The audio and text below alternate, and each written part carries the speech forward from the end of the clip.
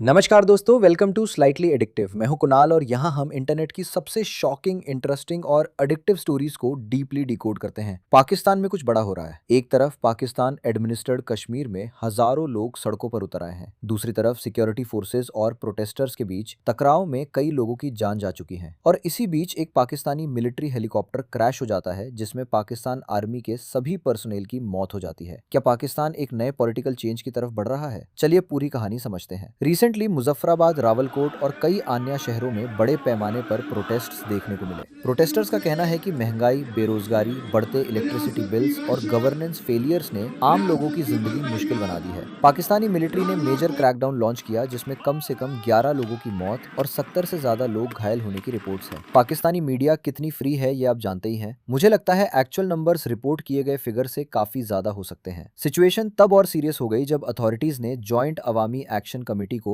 Terrorist organisation declare करके prohibit कर दिया। इसके बाद मास अरेस्ट्स, इंटरनेट रिस्ट्रिक्शंस और सिक्योरिटी ऑपरेशंस की रिपोर्ट्स सामने आई। अमनस्टी इंटरनेशनल ने भी क्रैकडाउन और एलग्ड ह्यूमन राइट्स वायलेशंस पर कंसर्न एक्सप्रेस किया है। अब सवाल है कि जेएएसी का मुद्दा क्या था? मुद्दा था महंगाई, गेहूं और आटे की बढ़ती कीमत, huge electricity bills, rising inflation, corruption और एस्टैब्लिशमेंट के एक्सेसिव कंट्रोल को लेकर नाराजगी। क्रिटिक्स का आरोप है कि पाकिस्तान आर्मी असेंबली की 12 रेफ्यूजी सीट्स का इस्तेमाल करके अपनी पसंद की गवर्नमेंट बनवाने के लिए रीजनल पॉलिटिक्स को मैनिपुलेट करती है। इसी वजह से लोगों में गुस्सा बढ़ रहा है। रावलकोट में क्लैशेस इतने वायलेंट हो गए कि सिविलियंस और सिक्योरिटी पर्सोनेल दोनों की मौत की रिपोर्ट्स आई। डेथ टोल को लेकर अलग अलग क्लेम्स हैं। कुछ रिपोर्ट्स 11 डेथ्स बताती हैं, कुछ 30, जबकि सोशल मीडिया पर 200 से ज्यादा डेथ्स की बातें हो रही हैं। रिपोर्ट्स के मुताबिक बच्चे और प्रेग्नेंट विमेन भी विक्टिम्स में शामिल हैं। अब इसी बैकड्रॉप में एक और शॉकिंग डेवलपमेंट सामने आती है। 10 जून को पाकिस्तान आर्मी का Russian made MI-17 helicopter Muzaffarabad के पास क्रैश कर गया। ऑफिशियल स्टेटमेंट के मुताबिक हेलीकॉप्टर टेक्निकल फॉल्ट की वजह से गिरा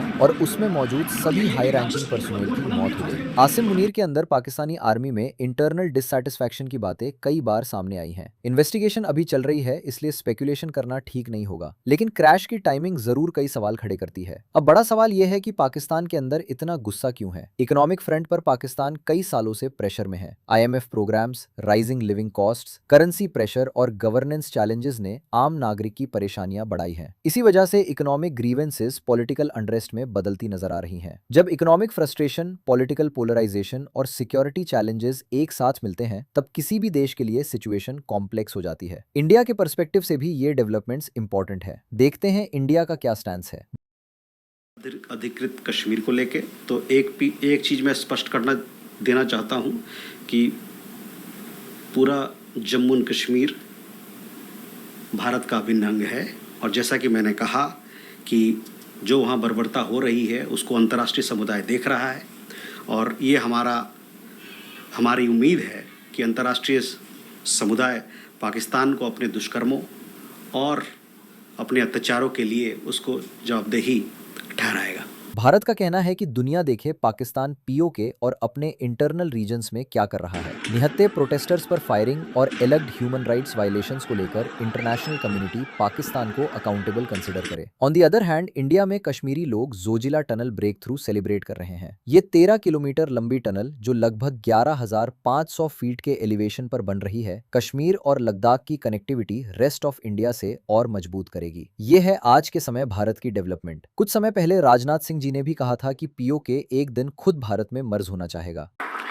भारत हमेशा ही दिलों को जोड़ने की बात करता है और हमें विश्वास है कि प्रेम, एकता और सत्य के मार्ग पर चलकर वह दिन दूर नहीं जब हमारा ही अंग POK स्वयं लौटकर कहेगा, मैं भारत हूं, भारत ही हूं, मैं वापस आऊंगा। और वापस आया हूं।